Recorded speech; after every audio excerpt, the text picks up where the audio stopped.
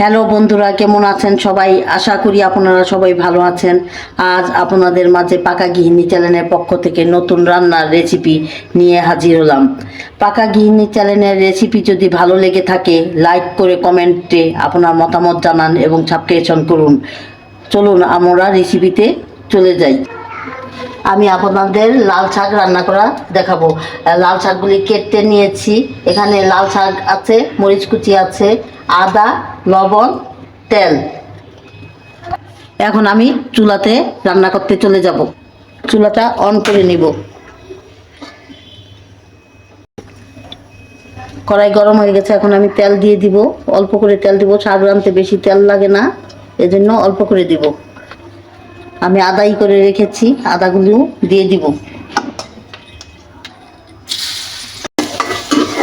আদাগুলো একটু ভেজে নিতে হবে, যেন কাঁচা গন্ধটা না আসে, এই জন্য ভেজে নিতে হবে। আগের থেকে আমি শাকগুলো কেটে রেখেছি, শাকগুলো আমি এখন দিয়ে দিব।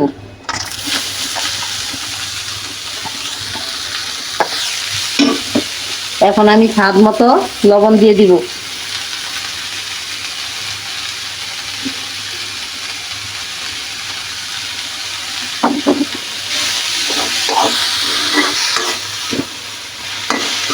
এভাবে নাড়াচাড়া করে দিতে হবে।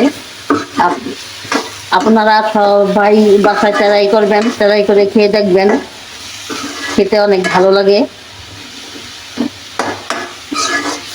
এভাবে নাড়াচাড়া করে দিব।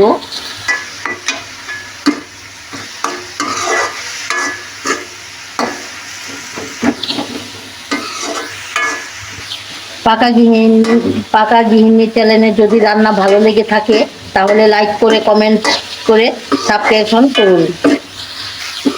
আপনারা সবাই বাসায় ট্রাই করবেন, ট্রাই করে দেখবেন, কমেন্ট করে জানাবেন খেতে কেমন লাগে।